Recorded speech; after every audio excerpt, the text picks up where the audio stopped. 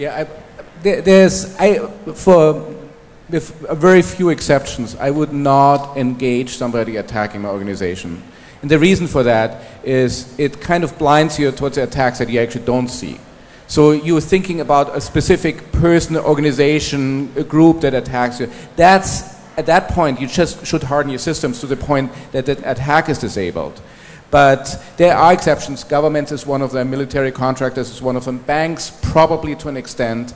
But in general, to engage in warfare, I think, is a distraction from actually hardening your systems, restructuring your systems in a way that the attacks can't happen in the first place. Yeah, I agree. Guy, you want to add something? Yeah, and actually be keen to hear from Sergey on some of the techniques used to do some of the stuff that we're talking about right now. As for being proactive or offensive, as you called it, we find ourselves attacking our customers, right?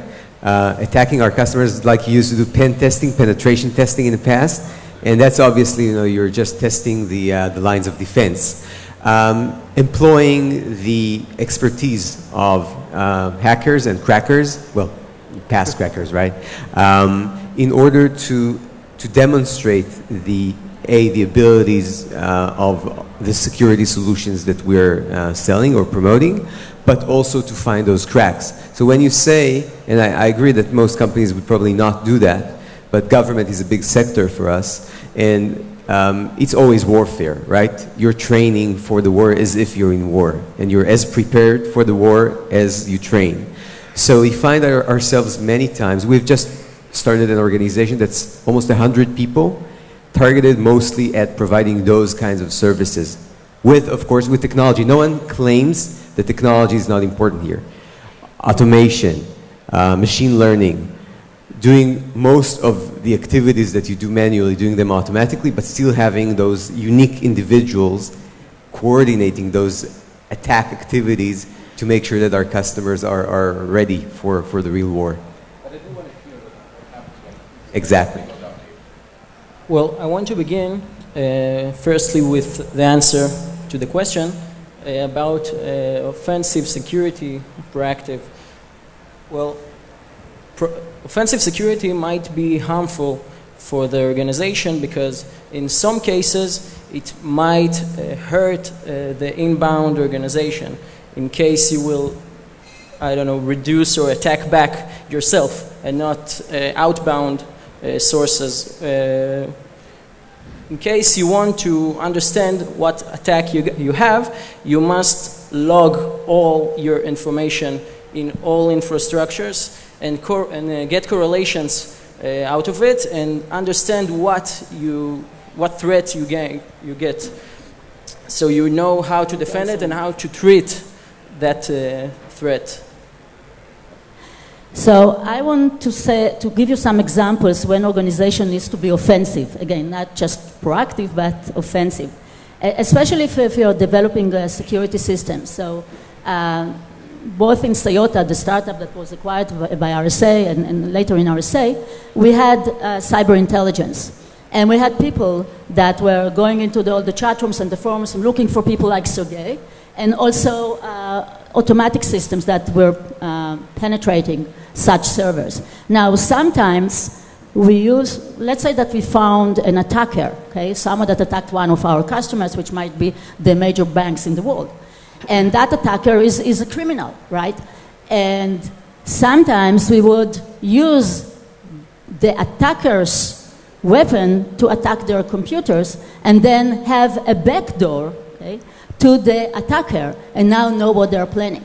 So sometimes you don't have a choice. If you want to be effective, you have to be offensive. Again, you don't have to, I don't encourage banks to be offensive, and the offense should be against the criminals, not against organizations. But sometimes you just don't have a choice. Just a quick one. We had an Israeli company, you might remember it, Blue Security. They tried to be offensive or at least very proactive towards attackers. That didn't end up very well. Yeah, so there's actually a physical risk sometimes to people who engage in such activities. It's not just a physical risk, but I mean, take your bank. So I'm coming to your bank, being a hacker, want to steal some of your money. Now, you're going to send her after me. Now you're really pissing me off. And so now I have a second level of motivation. So I don't really care about the money anymore, but I just want to disrupt you, which is a lot easier than stealing your money. So now I can do denial of service attacks like you and so on. We've seen that over and over again. When you start to get into this kind of a warfare, you risk to have a secondary motivation for which you're not prepared, because you can prepare for me not stealing your money, but you can't prepare for distributed denial of service attack or any of the other disruptive attacks that I can start. Yeah, I think that's why... I just want to answer. I fully agree. But you have to be smart enough so they will not recognize that you are the one that did that, okay? We can assume that in most of the cases, the hackers are smart enough, and that's why now most of the financial institutions are choosing not to be offensive. It might change. I think we're probably going towards the end of this discussion, and I would just like to conclude maybe two questions that are incorporated in each other. One is, are there any rules of thumb concerning how to be prepared against cyber threats? And the second one, which really, and the second one is really, for me, how do I basically turn cyber protection into investment and into our business driver? I don't want them to be, okay, we are putting money for cyber, it's only to protect, we don't really have to do that. Can we generate some business drivers out of cyber protection? So those are the two questions to the panel, and we're going to conclude with that. Well, today's world is full of cyber threats, and it's obviously has a lot of money in it, definitely the cybercrime scene. When we do offensive security, we might get the defense be more complex by the attacker. Once he will try to defend himself, he might do it by defending his infrastructure or by attacking more wisely with larger power or with higher technique, which might be very not that useful for the defensive organization who just want to make money by legitimate activities. By doing that activities, I might want to have some of this money, and I can do it by the cybercrime scene, because once I know you have a lot of money flow, I know if I disrupt this money flow, you will want to pay me. So there is no reason I don't want to do it again. Okay, Gregor, maybe you want to add? Yeah, one of the things that we learned is that an insecure environment, an environment where you don't want to be, is really a business disabler. And it really comes down to the growth factor. If you have the feeling you go to a website, you sign up to somewhere, and it kind of like gets you into a gray zone, you will not go there. So one of the biggest enabler of new business, of rapid growth, is actually making people feel they're in a secure environment. And we've seen it a couple of times. For example, through the development of VPN, suddenly we have actually the ability to connect larger systems. We have the ability for people to work more efficiently from at home, from the road, and so on. So in many, many cases, security in a secure environment, and actually even a secure architecture of your systems, is a precursor of being more effective and actually be able to create new businesses. So there's almost always an ROI between a well-structured, secure environment. Okay. Guy? I think in the investment world, and I also represent the venture side of our business, our industry is looking for winners.